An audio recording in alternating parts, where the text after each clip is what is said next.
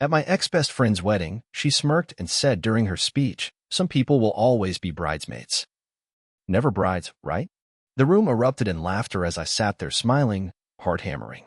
Later that week, when her husband's cheating scandal went public, guess who had the screenshots to prove she'd known all along?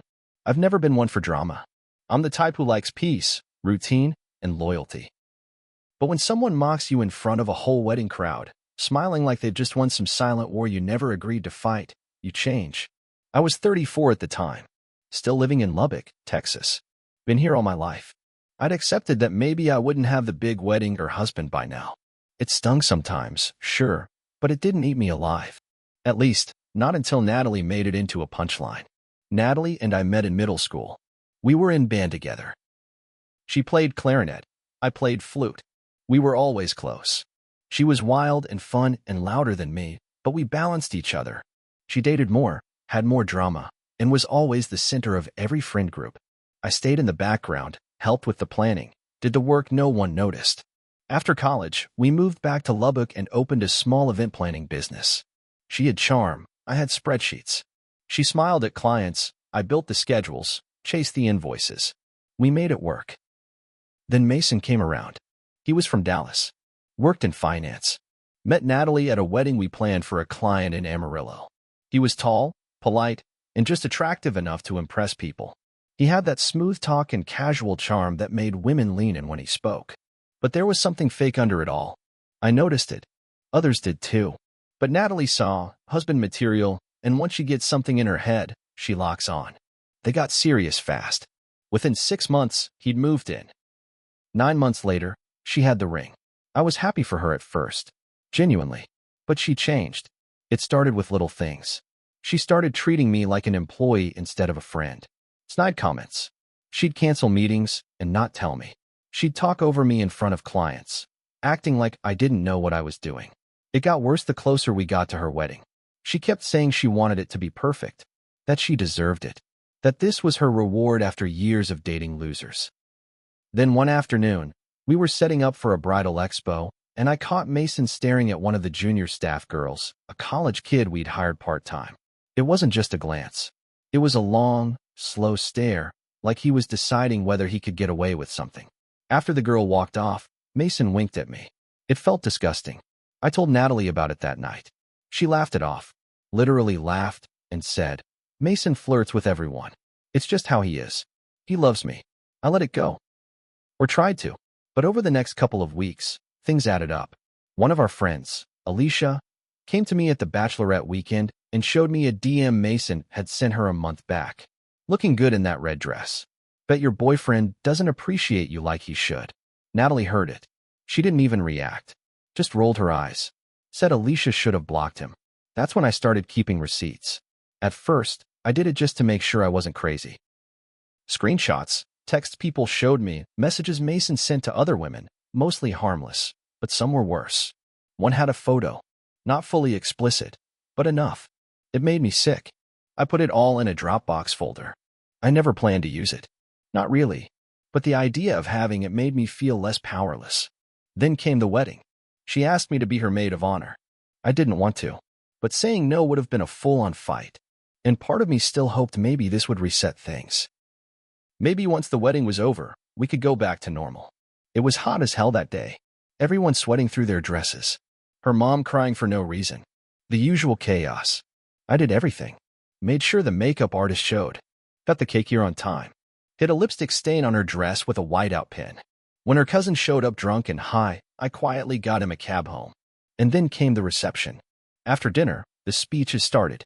I gave mine short, sweet, safe.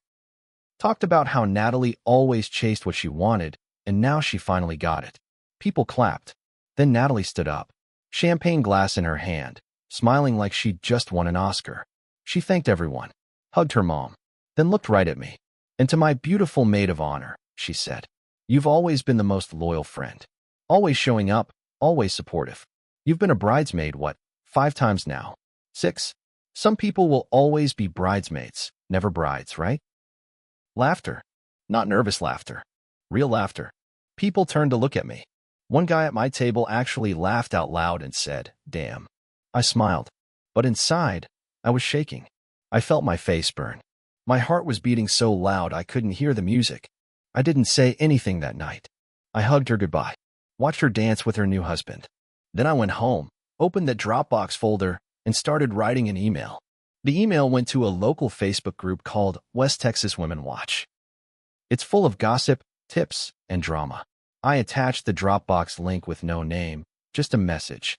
If you're curious what the new groom was up to before the wedding, take a look. I thought maybe it would take a few days. Maybe it would get buried. It didn't. Within 36 hours, that Dropbox link had been shared over 2,000 times. Someone posted it to a local subreddit.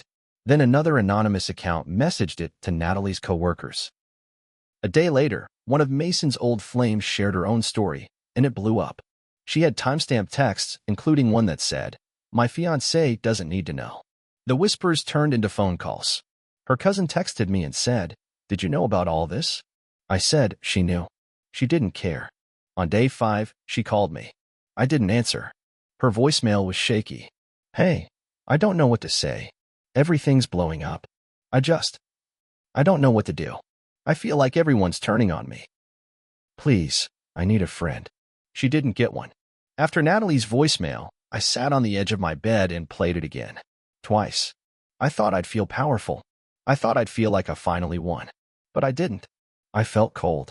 Not guilty, just empty. The wedding had been less than 2 weeks ago, and now her whole life was unraveling. Mutual friends started unfollowing her.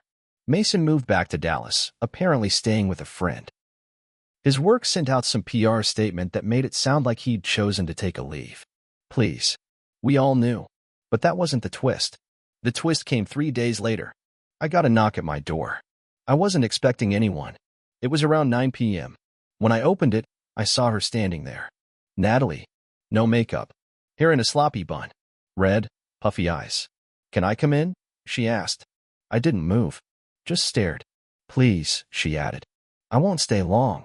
I need to say something." I stepped aside. She walked in like a ghost. Like she didn't know where she was. We sat at my kitchen table. She didn't look at me when she talked. She just stared at the table. "I knew," she said. Of course I knew. The DMs, the girls. Mason's phone would blow up every time he went to the bathroom. I didn't want to deal with it. "You could have," I said. She shook her head. "No, I couldn't. I already sent the invitations. The venue was paid. My parents spent 20 grand. I picked the dress a year ago. I told everyone I found my happy ending. If I walked away, I'd look like a joke." I wanted to scream. She didn't care about being betrayed. She cared about being embarrassed. "So you humiliated me instead?" I asked. That speech, that line, was that supposed to make you feel better? She didn't deny it, just nodded slowly. "I wanted to feel above you. Just once. You've always been so strong. So composed. I get the attention, yeah, but you always keep your dignity." I was jealous. Jealous. That word landed harder than I expected. She wasn't crying anymore. She looked like someone who finally gave up pretending. Then she looked up at me and said something that knocked the wind out of me. "Do you remember the New Year's party 3 years ago? The one at my aunt's house?" "Yeah. Mason kissed you in the kitchen." "I saw it." I blinked. "What?" "You were drunk. He came up behind you, and you leaned in. It was fast. You didn't even realize what you were doing. But I saw." I couldn't speak. My mouth opened, but nothing came out. That's when I stopped trusting you. That's when I started planning ways to remind you you'd never be better than me. I sat there, stunned. I barely remembered that night. We'd all been drunk. I'd had 4 shots and threw up in her bathroom. But I swear I never kissed him. If he kissed me, it wasn't mutual. I didn't kiss him, I finally said. She nodded again. Maybe not. But I believed it. And that was enough. I realized then, this wasn't just about Mason. This was years of resentment. Quiet, bitter resentment she carried around like a secret weight. The bridesmaid line wasn't random. It was the punchline of a story she'd been telling herself for a long time. I was her shadow, her assistant, her audience. She didn't want a friend anymore. She wanted a mirror. She stood up, pulled something from her bag, and dropped it on the table. It was a printed-out sheet of messages. Ones I had sent. Screenshots I forgot I ever typed. "Just so you know," she said, "if this ever turns into a full-on war, I can play dirty too." I looked at the paper.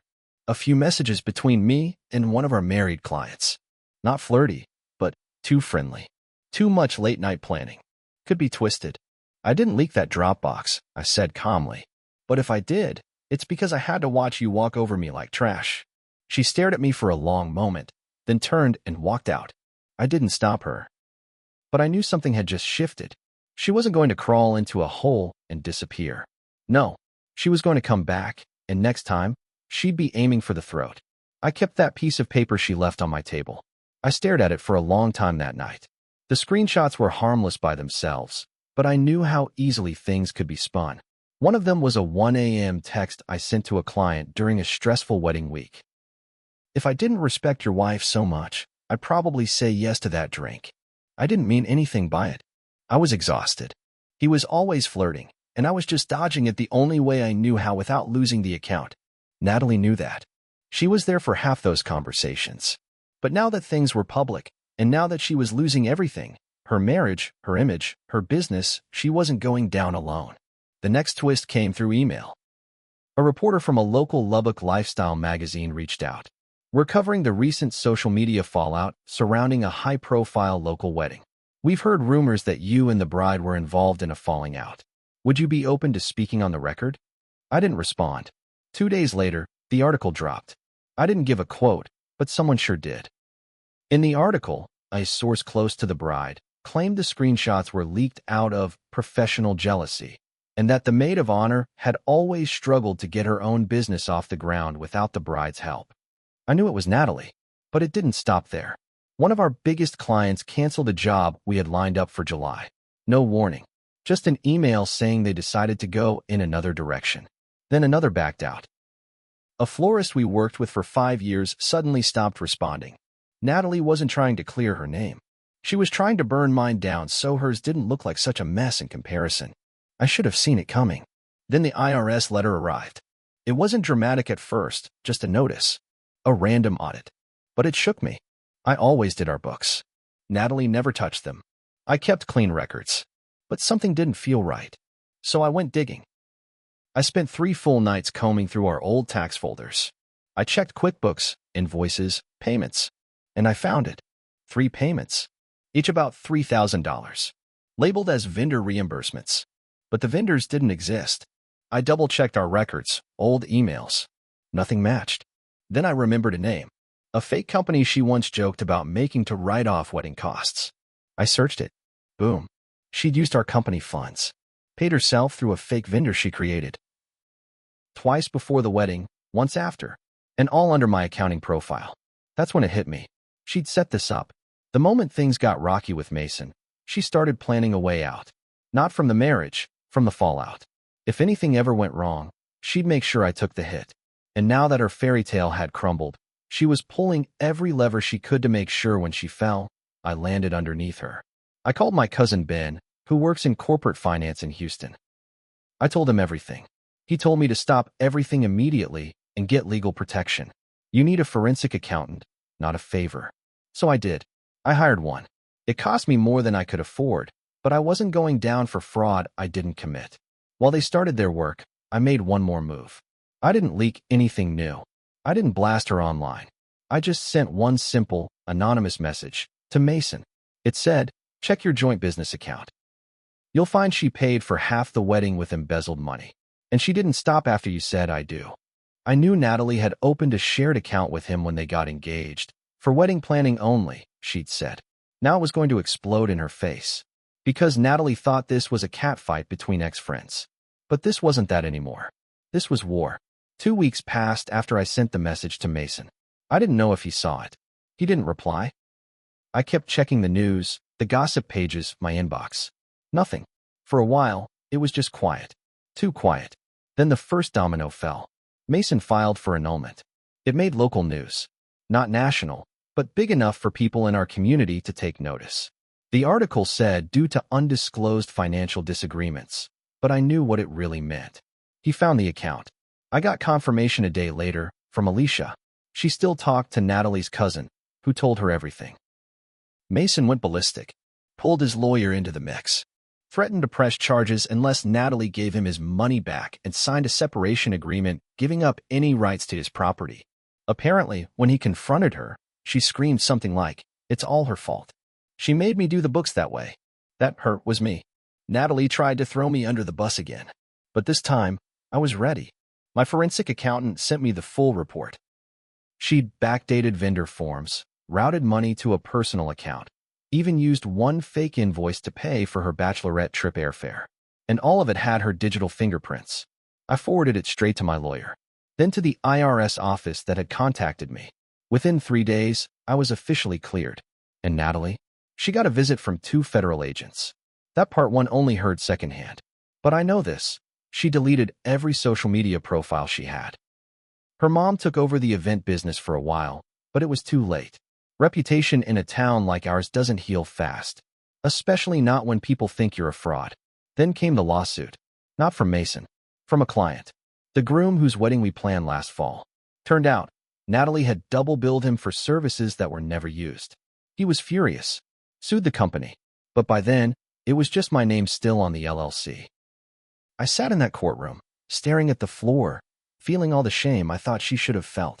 Because even though I didn't steal the money, I didn't stop it either. I let her run the show for too long. I ignored the signs. I let her use me over and over, and I stayed silent. The judge gave a ruling. I owed the client $4,800.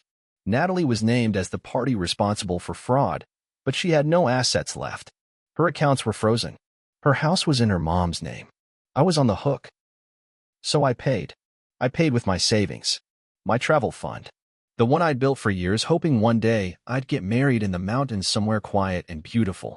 But the worst part came later. My business never recovered. Word got around. Even though I was cleared, people remembered my name as the one in the scandal. I had to shut it down by winter. I took a job as a logistics manager for a catering company in Amarillo. It's decent. Pays all right. No drama. But it's not mine. Natalie moved back in with her parents. I saw her once, last February, at a gas station. She didn't see me. Or maybe she did, and just didn't look. Her hair was grown out, roots showing. Sweatpants. No makeup. She looked like someone who had been through war and lost. But I didn't feel victorious. I felt tired. I got revenge, yes. But I didn't walk away clean. I walked away alone. And you know what's strange? Sometimes I still think about that moment at her wedding. When she smiled at me across the dance floor, after the speech, like she had just won. Like she had just taken something from me. I smile now too. Because she was right about one thing. I was always the bridesmaid. Never the bride. But I was the one who ended the wedding. And I'll live with that forever.